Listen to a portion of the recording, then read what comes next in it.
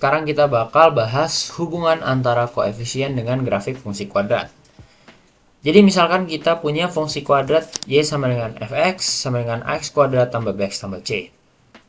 Nah, hubungan antara koefisien a, yaitu koefisien dari x kuadrat ini, dengan grafiknya adalah untuk a lebih dari 0, grafiknya akan terbuka ke atas.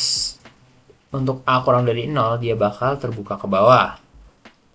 Terus semakin besar nilai a, maka bentuk grafik akan semakin sempit.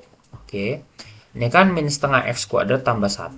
Nah, misalkan gue punya 10x tambah 1. Oke. Itu grafiknya nanti bisa jadi bakal kayak gini.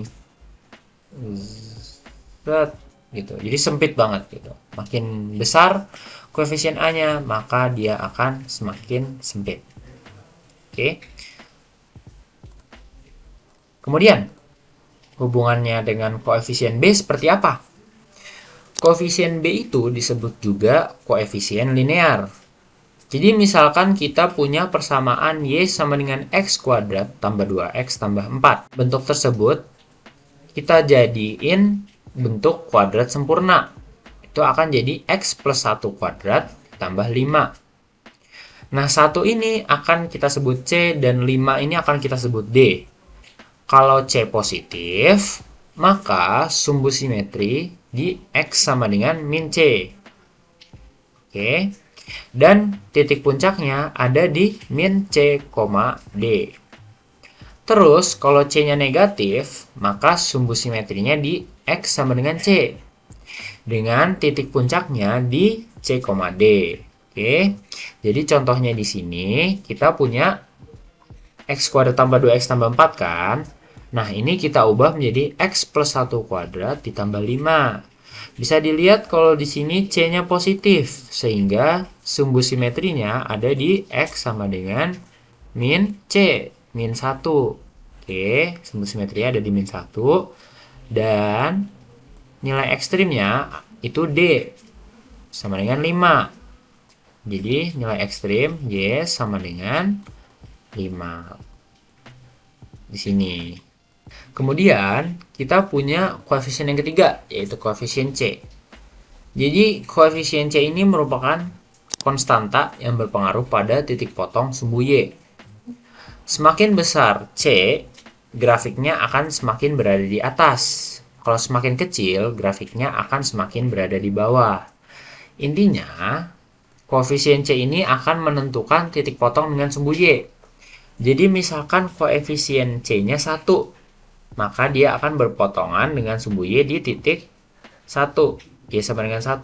Atau 0,1.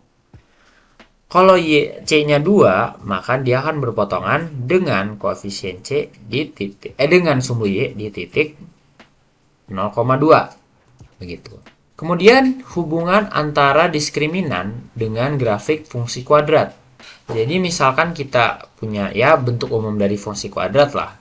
Terus kita punya diskriminannya, ya rumus diskriminan B kuadrat dikurang 4AC. Kalau diskriminannya lebih dari 0, akan ada dua solusi real, sehingga grafik akan melewati sumbu X di dua titik. Jadi kalau diskriminannya lebih dari 0, dia bakal kena dengan sumbu X di dua titik, di sini sama di sini. Contohnya lagi, di sini sama di sini. Terus kalau D-nya sama dengan 0, akan ada satu solusi real, yaitu grafik akan melewati sumbu X di satu titik. Karena dia solusinya cuma 1, jadi dia kena di sumbu X cuma 1, yaitu di sini. Terus yang buat contoh ini ada di sini.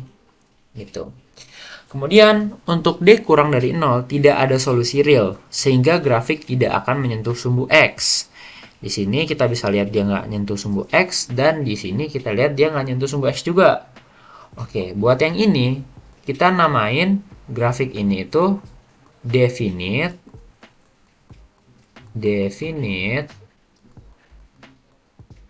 positif.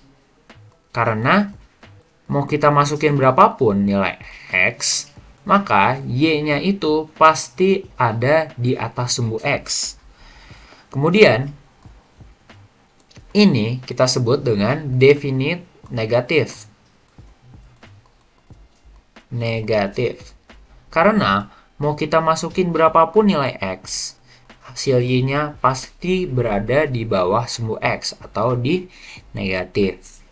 Oke, mungkin cukup dulu untuk materi kali ini. Apabila ada pertanyaan, silakan tanyakan di kolom komentar. Terima kasih dan sampai jumpa nanti.